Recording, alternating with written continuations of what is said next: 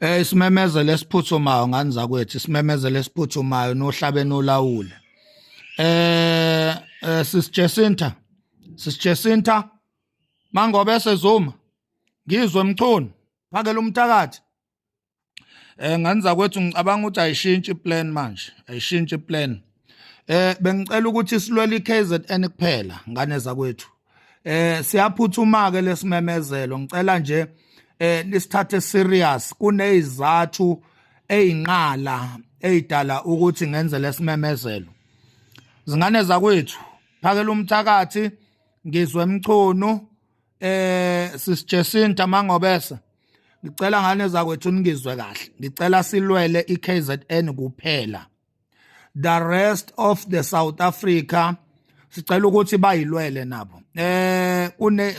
Yazi izathu ziserious kakhulu ngane zakwethu, izathu ziserious kakhulu.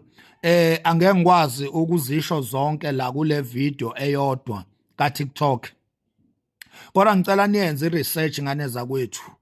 Angeke siyiwine impi yokulwela iSouth Africa, kodwa sizoyiwina impi yokulwela iKwaZulu.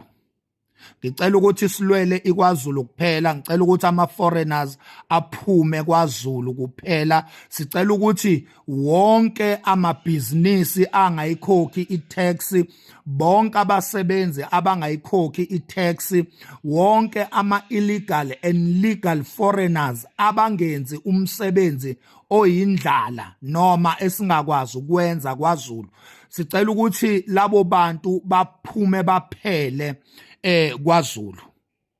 Ngicela ukuthi nje ake sifocuse kweyethu ngane zakwethu iprovince, ukuze masibuya ezintabeni koGoli ko Cape Town go overseas la sihlala khona, sibuyele ekhaya elifudumele iKwaZulu, sithole ifudumele.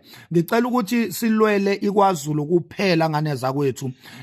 Isicelo lesi angizami ukulawula, kodwa isicelo lesi kushubile ngane zakwethu, kushubile. I-information siyayithola kubi. Ngeke size sinqobe impi yokulwela iSouth Africa, kodwa sizoyinqoba impi yokuvikela iKwaZulu, sizoyinqoba impi yokulwela iKwaZulu, sizoyinqoba impi yokuklina iKwaZulu Natal. Sizoyinqoba ke leyo. Ama-politicians eSouth Africa ayadla ngama-foreigners, ayabenefita ngama-foreigners. Abelungu amandiya bayadla ngama-foreigners.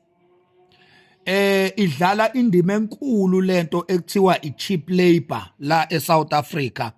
Ihamba ibanga elide lento ekuthiwa i-cheap labor la eSouth Africa. Kuningi ama-politicians kanye nabelungu namandiya abadla ngakho kuma-foreigners. So angeke sikwazi ukuthi labantu laba ngeke baze bavume sibaphuce isinkwa emlonyeni, badla kakhulu. And lalela, imali labantu engibashoyo, ama-politicians kanye nabelungu, imali bayenza kakhulu ngama-foreigners. Lamabhizinisi abo lokuba osopolitiki babo abanamali, akunamali lento leyana. Labantu ukuze babe rich, baphilele impilo abayiphilayo, impilo yomntakabani le abayiphilayo, baphila ngama-foreigners. Angeke sinqobe impi yama-foreigners uma sizothi i-national, kungcono ayibe provincial.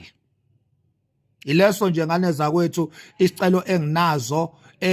Ama-foreigners awaphume eKZN kuphela, and then the rest of South Africa ngiyabonga nje ukuthi seyihambile imarch and march koGoli ko Lokhuza ko Pitori, ihambile ko Eastern Cape, ihambile ko izolo kade ilapha eThokoza.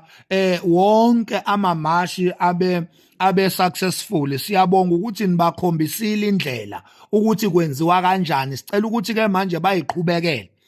Umhla ka-30 June sicela ufocus eKZN kuphela. Ngiyanicela ngane zakwethu umhla ka-30 Juni sicela ufocuse e-KZN ukuze yonke into izolo angeke sikwazi ukulungisa iSouth Africa yonke singakaphumeleli ekulungiseni eyethu iprovince KZN. Angeke sikwazi ukukhipha ama-illegal foreigners eSouth Africa yonke in the 9 provinces singakakwazi ukwakhipha eKZN kwiprovince yethu. Into edala ukuthi sibizwe ngama-xenophobic, sibizwe ama-tribalist, it because sifuna ukunqoba impi kamakhelwane singakayinqobi ekhaya. Sifuna ukunqoba impi engaphesheya singakayinqobi impi enganeno. Ngicela ukuthi ake siqale sinqobe impi enganeno, ake siqale sinqobe impi kwaZulu.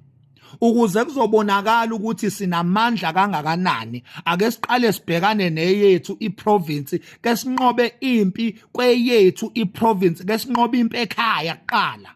Ake siqale sisolve inkinga zasekhaya kuqala. Uyabona-ke ngani zakwethu uma ningathatha lo mbono wami, ngiyakutshela sosuka inkalo zonke siyolwa ngoba sizobe sesifocus ekhaya. Ngicela nje lempi ake ifocus ekhaya, ake ifocus kwaZulu, ake ifocus ekhaya, ake sibakhiphe kwelakithi ekhaya. Ake sibakhiphe kwaZulu kuqala ukuze kuzobonakala ukuthi sokwazi ukubakhipha iSouth Africa yonke. Ake siqale ekhaya sibakhiphe ekhaya. Uyabona ngomhla ka-30 June ake ufocus ekhaya eKZN, ke sibakhiphe nje ekhaya kuqala. Baphume nje baphele kubonakale iKZN iba clean. Ake kuqale kubonakala iKZN iba clean ngoba ngeke sikwazi ukucleana the whole South Africa singakakwazi ukucleana iKZN ngoba thina singaba seKZN, singaba kwaZulu thina. Ake siqale sifocus kwaZulu ngane zakwethu.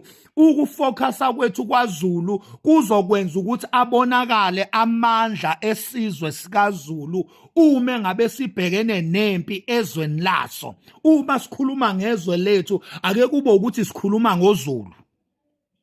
Ake kube ukuthi sikhuluma ngoZulu ngane zakwethu, ake siqale kwaZulu kuqala, hayi ukuthi ngeke silekelele kwamanye ama-provinces, kodwa ake siqale sinqobe ekhaya kuqala, ake siqale sikline ekhaya, sishiye kuclean ekhaya, ebese siyalekelela-ke kwezinye iy'ndawo. Angibonga ithuba ngane zakwethu, bekumbono nje wethu singomakhanya. Ngicabanga ukuthi abahlakaniphile bazowujulela lo mbono bese beyawusebenzisa. Inkulu impi yama-foreigners eSouth Africa, kodwa ngeke siyinqobe ngokusabalala. Sihlukene phakathi kaningi maZulu. Ake nifocuse kwaZulu kuqala. Thank you.